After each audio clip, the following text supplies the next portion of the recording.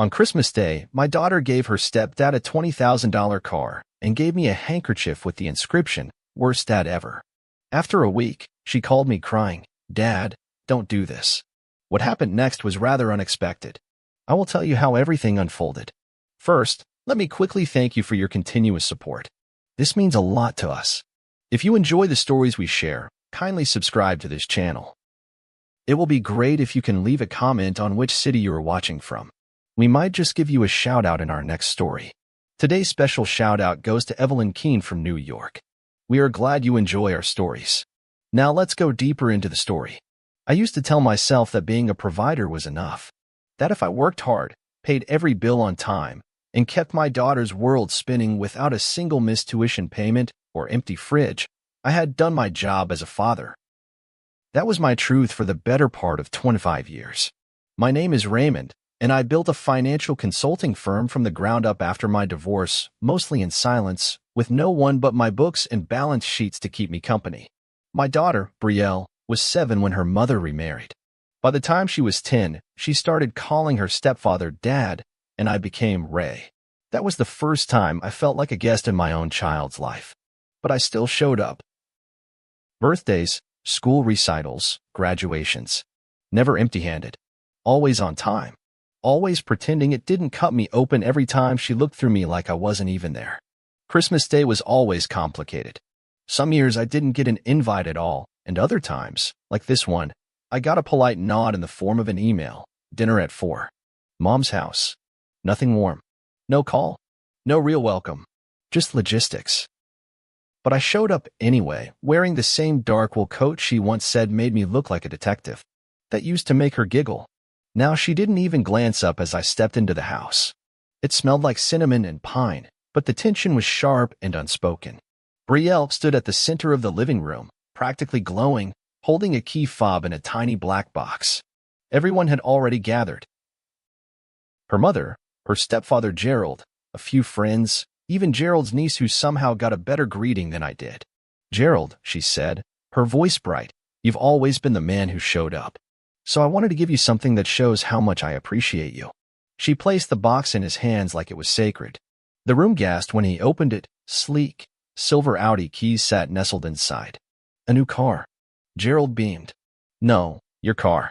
The Audi RS5 we test drove last month? I bought it yesterday. It's yours." The room erupted in cheers. Everyone stood and hugged. I sat frozen, my hands wrapped tightly around the coffee mug I brought with me because no one ever offered me one. I forced a smile. This wasn't about the money. I could buy 10 of those cars without blinking. But it wasn't about the car. It was about what it meant, what she was saying without saying it. Then she turned to me, finally acknowledging I existed. "I didn't forget about you," she said with a sarcastic smile. "Here." She tossed a small package across the coffee table like it was an afterthought. I opened it slowly. A pale blue handkerchief, monogrammed in dark navy thread. "Worst dad ever." Laughter followed. I looked up, unsure if I was supposed to laugh too or cry. Her friends were cackling like it was the funniest gag of the night. Gerald offered a pitying smile. Her mother said nothing. Brielle stood there, arms crossed, satisfied. I folded the handkerchief once, then again, and slipped it into my coat pocket. "That's clever," I said, my voice hollow. "Thanks." She shrugged. "Just a joke. Lighten up."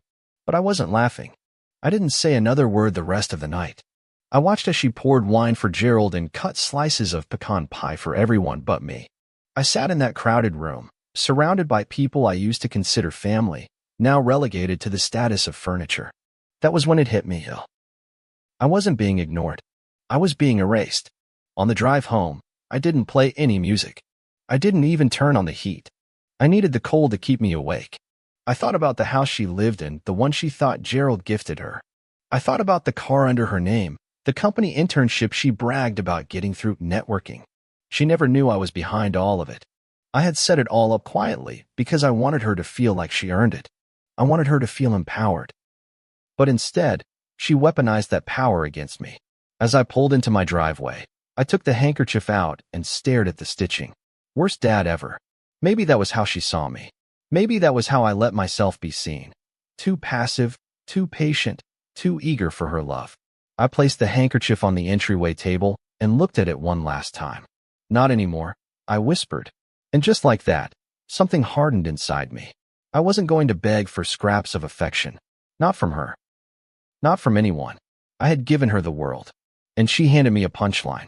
The next morning, I made a few phone calls. For 7 days, the phone didn't ring once. Not a text. Not a Merry Christmas follow-up.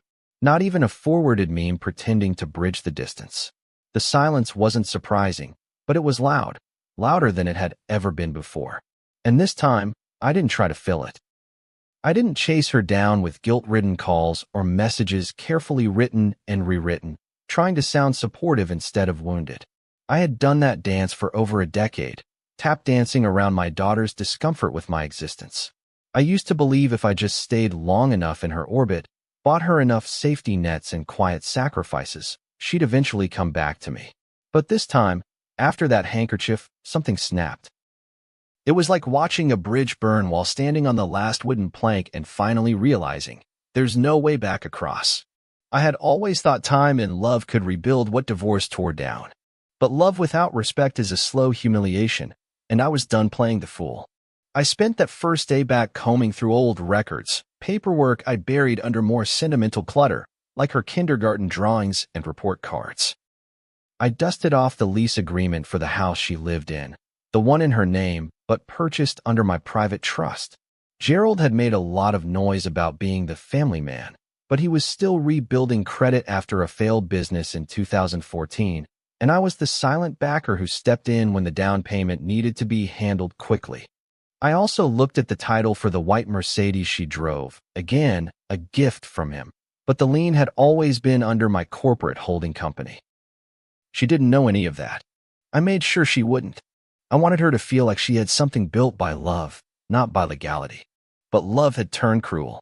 And legalities, well, those I could control. The next morning, I called Marcus, my estate lawyer. "Ray," he said, surprised.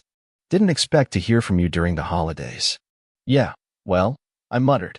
Plans changed. I laid it out clearly, revoke Brielle's corporate internship set to begin next month. Cancel her access badge. Flag her file as ineligible through standard HR protocols. It wouldn't raise alarms, just a quiet, routine withdrawal. Then came the property side. I instructed him to terminate the trust occupancy clause on the house. She'd have 30 days to vacate unless she renegotiated under her own name. The car? Simple. Remote disablement through the app installed during her insurance setup. All legit. All clean. No drama. Just the tightening of strings she never realized were attached.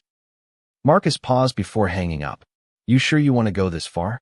I didn't answer right away. I stared at the framed picture on my desk, me holding Brielle in one arm, cake frosting on both our noses. She must have been 4. Back when everything was simple. Before I became the villain in her mother's bedtime stories. She humiliated me, I finally said. In front of strangers.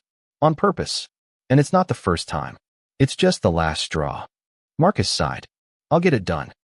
After that call, the days bled together.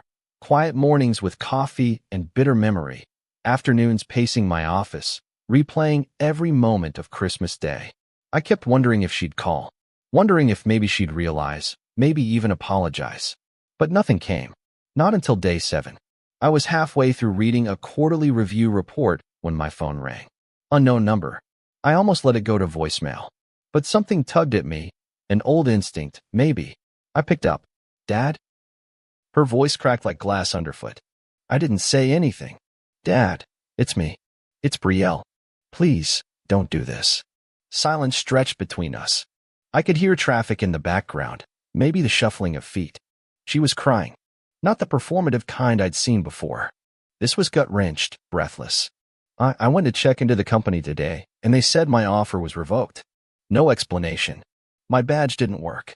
And then when I got back, the house, the door wouldn't open. The code was changed. Still, I said nothing. "Dad, please. I know you did this. I know it's you. Just talk to me. Tell me what I need to do to fix this." That was the moment. Right there. Not Christmas. Not the handkerchief. Not even the laughter. That moment, when she finally admitted what I had meant all along. Not as a wallet, not as a shadow, but as the one who never left. I should have felt vindicated, but all I felt was empty. What about Gerald? I asked calmly. What did he say? She hesitated. He said it wasn't his problem, that I'd have to figure it out. I exhaled, long and tired. I told you, I said, voice low, that man shows up when the cameras are on. I've been there when no one was. I know, she whispered. I know. I messed up. I was trying to be funny. I didn't think, you never think. I cut her off, sharper than I meant. You never once stopped to ask how much I've done. And now that you've lost everything, suddenly I'm dad again? She was sobbing now. It twisted something in me, but I didn't let it soften my voice. Go ask your best dad, Brielle. See if he can fix it. Please, don't hang up. I need you. I stared at the handkerchief still lying on my hallway table, neatly folded, just as she gave it. I needed you too, I said. And then I ended the call. I didn't sleep that night. Not even a minute. I lay in bed, fully dressed, my mind chasing itself in cruel, looping circles. Every time I closed my eyes, I heard her voice again. Dad, please don't do this. And underneath the pleading, I can still hear the laughter from Christmas Day, echoing in that room like the punchline had been carved into my chest. It wasn't about the gift, or even the insult stitched into the fabric. It was the way she dismissed me, as if I were some relic of her childhood, a dusty old shame she kept around out of obligation. That handkerchief wasn't a joke. It was a message. You're not real to me anymore. But suddenly, now that her life was unraveling, I had value again. Now, stripped of comfort and convenience, she remembered who kept the lights on behind the curtain. And the thing is, I wasn't angry when she called. Not really. I was tired. Tired of having to prove I was worthy of my own daughter's love. The next morning, I brewed coffee just to hold the warmth in my hands. I didn't drink it. I stood in the kitchen, watching the winter light creep across the tiles, wondering how long it would take before the next call came. It didn't take long. By 9:15, she was back, this time from her real number. Dad, she said quickly, as if rushing to beat her own shame, can we please talk? In person? I'll come to you. Just, don't hang up. I didn't hang up. I let the silence stretch until she filled it with words. I'm sorry, she said. I swear to God, I didn't mean for it to go that far. I was trying to be funny. I was trying to make people laugh, and I didn't realize how cruel it was. You didn't deserve that. I know that now. Her voice broke again, and this time it wasn't performative. I could hear the fatigue, the desperation beneath every syllable. I haven't been able to get into the house. I've been sleeping on Lacey's couch. Gerald hasn't even checked in on me. He texted me once, just to say he's sorry things are weird. He said it's not his mess to fix. And the car won't start. I tried everything. I know you're the only one who can unlock it. Please, Dad. I get it now. I get what I did. I leaned against the counter, the ceramic mug cooling in my palm. There it was. The thing I had waited half a lifetime to hear. But instead of satisfaction, all I felt was this strange, numb ache, like grief, but colder. Because now I knew it wasn't love she had for me, it was utility. Need. I was the emergency lever behind glass. I spoke slowly, deliberately. You know, I spent years just hoping you'd call me Dad again. Not because you needed something, just because you wanted to. I do want to, she said quickly, voice small. I just didn't know how. Everything Mom said about you, it colored everything for so long. I guess I didn't want to see past it. Convenient, I said. You didn't want to see past it until you lost the house, the car, and the job. I know. I know how it looks. But I swear, this isn't just about the stuff. There was a pause. Then she added, quieter, it's about you. I miss you. I want to fix it. Her voice cracked there, like she wasn't sure how far she could go. And for a second, I saw her again. The 5-year-old who used to fall asleep on my chest watching cartoons. Her tiny fingers curled into the collar of my shirt. The teenager who rolled her eyes, but still called me when she ran out of gas. The young woman who stood at her college graduation, thanking everyone but me. She'd spent years erasing me, and now she wanted a rewrite. I'm not stopping you from fixing anything, I said, careful to keep my tone steady. You're just going to have to fix it without the safety net. What does that mean? It means, I replied, you're going to have to get a job on your own. Rent a place on your own. Learn what it's like to live without someone always catching you. That's what adults do. So this is punishment? No, I said. It's boundaries. She exhaled sharply, like someone had slapped her. I don't have anyone else, she said. Maybe you should think about why that is.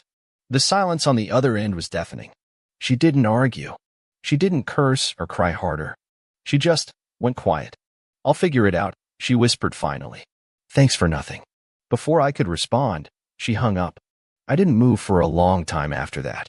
The coffee had gone cold. My legs felt heavy. I knew what I had done. I hadn't just closed the door. I had locked it. And it wasn't easy. Every bone in my body ached to run after her, to undo it, to fix what was broken. But I also knew, if I did that, nothing would ever change. She'd go back to calling Gerald Dad the second her bank account refilled. She'd tell herself this was just another phase of my bitterness, not the final stage of my heartbreak. And so I stood there, still and resolute, letting the pain settle in my chest like concrete. Later that evening, a friend of mine, John, a retired cop I played poker with every other Friday, dropped by to return a book he borrowed. He noticed the tension in my shoulders before I said a word. You all right, Ray? He asked. I nodded, but I didn't lie. No, I said, but I'm doing what needs to be done. He tilted his head, thoughtful. Tough love. No, I said again. Just love. Minus the lies. He nodded, understanding more than I expected. You're not the villain, Ray, he said quietly. Sometimes being the good guy means being the bad guy in someone else's story. And maybe that was true. Maybe I was finally stepping into the role she'd cast me in. The worst dad ever. But if that's what it took to force her to grow up, to finally see me as more than a punching bag in a suit, then so be it. The first wave didn't come from Brielle. It came from her mother, sharp and venomous, right on schedule. I was slicing an apple when the call came through, and I don't know why I answered. Maybe I wanted to hear the words aloud. Maybe I needed to know she still had that same fire after all these years, even if it was always aimed squarely at my chest. What the hell did you do? She snapped. No greeting, no pause. Brielle's a wreck. She's staying with friends. She can't get into her own home, and she told me you shut off her car. I took my time chewing. It's not her home. It's mine. Legally. And that car was leased through my company. She didn't own anything. You're seriously going to humiliate your own daughter because of a stupid joke?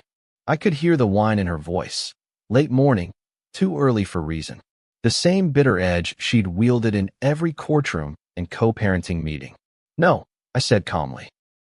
I did it because she's been treating me like a ghost for years. And I finally stopped haunting. You're punishing her for resenting you. That's rich. You were never there for the emotional stuff, Ray. You just threw money at everything and expected it to buy love. I didn't raise my voice. I didn't need to. And you poisoned her against me every chance you got. Told her I abandoned her. Told her I didn't care. But guess who bailed her out when your perfect husband's credit tanked? Guess who made sure she had a safe place to live and a car to drive? I did it all behind the scenes because I wanted her to believe the world wasn't such a scary place. I didn't want to compete. I just wanted her happy. There was a pause. Not silence, but pause, the sound of someone scrambling for the next round. You always thought money made up for everything, she said.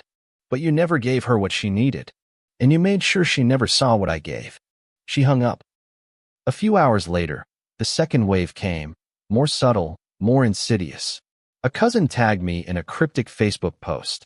Sometimes, the people who claim to love you are the ones who sabotage you the most. No names, no context, but people knew. Within minutes, messages started trickling in. Is everything okay with Brielle? Heard some dramas going down. Not my place, but damn, that Christmas gift was cold, man. And then came the subtweets from her friends. College girls I remembered paying for when Brielle's tuition came up short. If my dad did that to me, I'd cut him off forever. Funny, I thought. Cut me off? I haven't even been on the grid in years. I didn't respond. I didn't defend myself. But something inside me began to fray, not regret, not guilt, but a kind of exhaustion that set in when you realize you're fighting a battle no one else knows you're in. I'd become the villain in a story I financed. And now, the world had a front row seat. That weekend, my niece Tasha came by Brielle's age, bright, blunt, and never one to tiptoe around tension. She walked in holding 2 lattes and a furrowed brow. She's really milking this, she said, settling into my armchair without being asked. Posted a TikTok yesterday crying about being disowned by a narcissist parent. Had some sad piano music and everything. I didn't react. Just sipped the latte. But you know what? Tasha continued. Half the comments were calling her out. Someone posted a clip from her old vlog where she bragged about getting a free car and having 2 dads. People put 2 and 2 together real quick. That surprised me. People defended me? Not everyone, but enough to rattle her. She deleted it this morning. She's spiraling, Uncle Ray. But I gotta say, I don't blame you. What she did? That handkerchief? That was next level cruel. I stared at the fireplace, the same one she used to hang stockings on when she still spent holidays here. There was a knot in my chest I couldn't seem to loosen. I didn't want to ruin her life, I said, mostly to myself. You didn't, Tasha replied. You just stopped paying for her illusion. Later that evening, the third wave hit at a family dinner hosted by my brother. I'd promised I'd come weeks ago. Didn't want to back out and give anyone more fuel for the narrative. But the minute I walked in, I felt it. Every pair of eyes sizing me up, waiting for the villain to monologue. Ray, my cousin Daryl said, glass in hand, mind if I ask, what's the real story with Brielle? Everyone's talking. I didn't want to do this. Not here. Not in front of second cousins and toddlers with sticky fingers. But it was already happening. She gave me a handkerchief, I said, looking around the room. Embroidered. Said, worst dad ever. Then gave her stepfather a $20,000 car. That's the real story.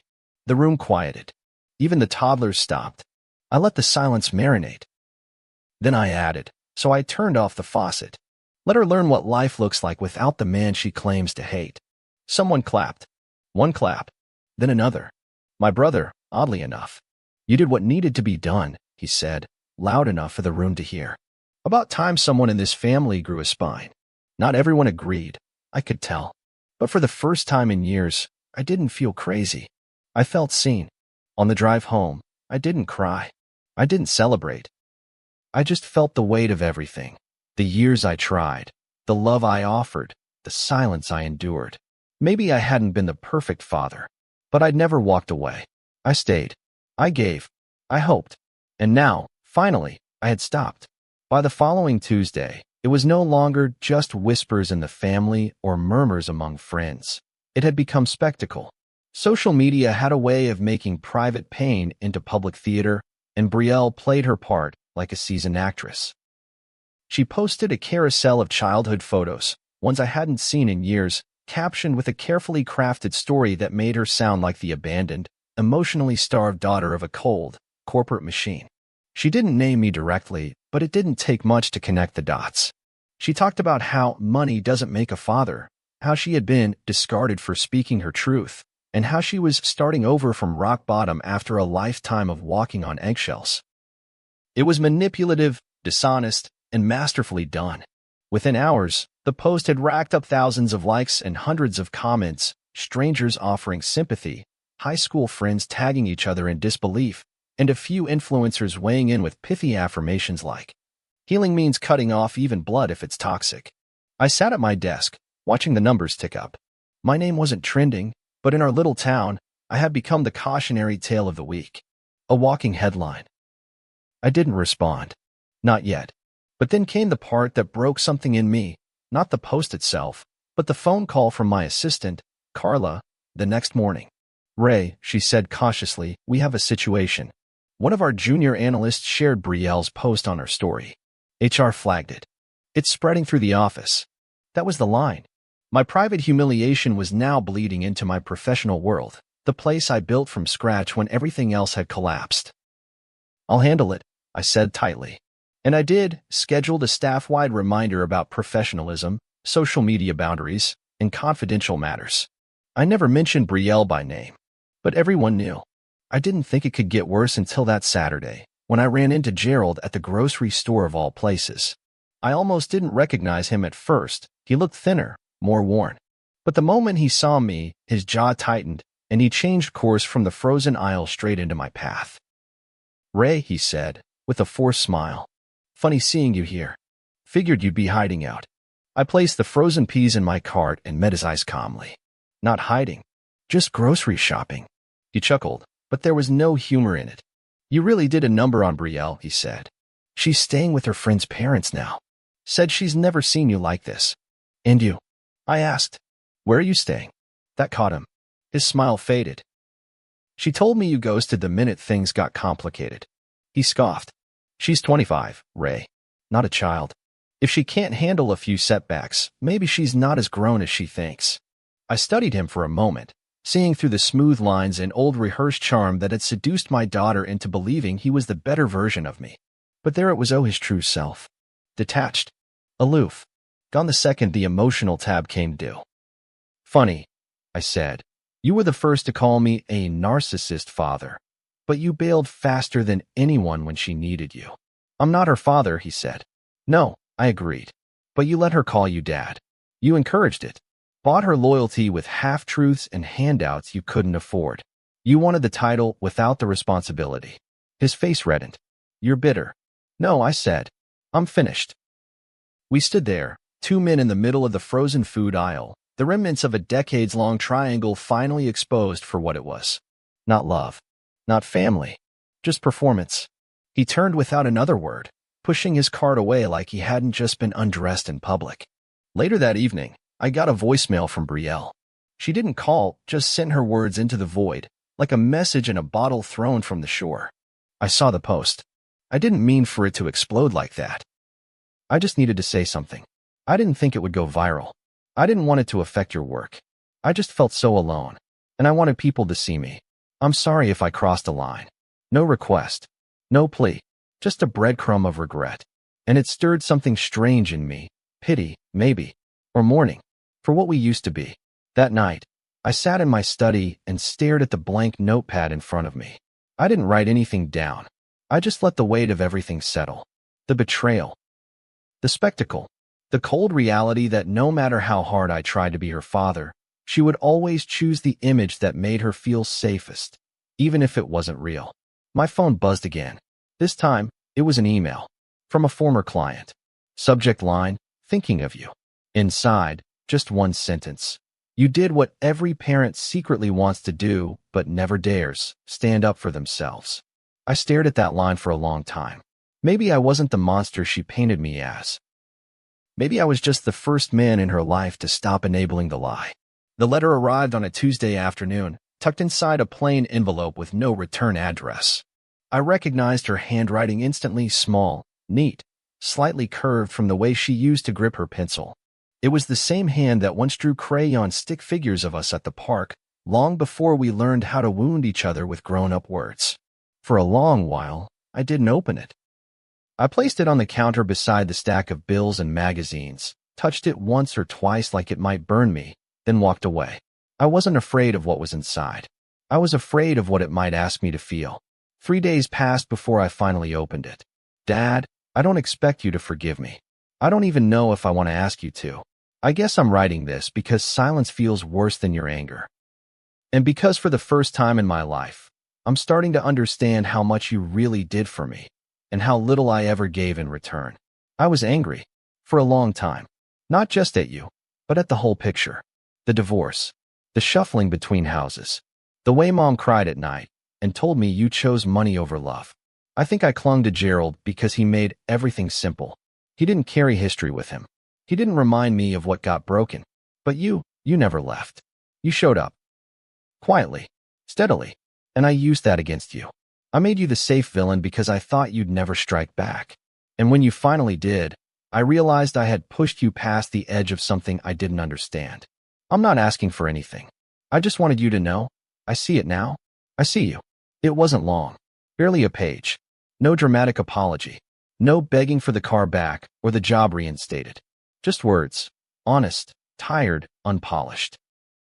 And somehow, that hit harder than the crying phone calls or the public spectacle. It was the kind of letter you write when you're finally sitting with yourself in a quiet room, without an audience. I folded it back up and placed it in the drawer where I kept old photographs and Father's Day cards from when she was small. Not because I forgave her. Not because I was ready to reopen that door. But because I believed her. And maybe that was enough for now. That weekend, I drove by her new apartment. It wasn't hard to find. A small unit above a coffee shop on the edge of town, with a weathered staircase and hand-painted numbers on the door. I didn't knock. I just parked across the street and watched for a while, like some sad cliché in a movie. She came out around noon, keys in one hand, messenger bag slung over her shoulder. She looked thinner, worn, but not broken. There was something different in her posture, shoulders pulled back, eyes forward. She crossed the street without noticing me and disappeared into the cafe. I didn't follow. Instead, I left a small envelope in her mailbox. Inside, a single folded note. Proud of you for standing. Keep going. Dad. No signature. No money. No offer to come back home. Just acknowledgement. Quiet, like I had always been. Steady. Back at home, I made dinner for one and turned the television on just to fill the silence. I wasn't lonely, not in the way I used to be. I missed her, yes.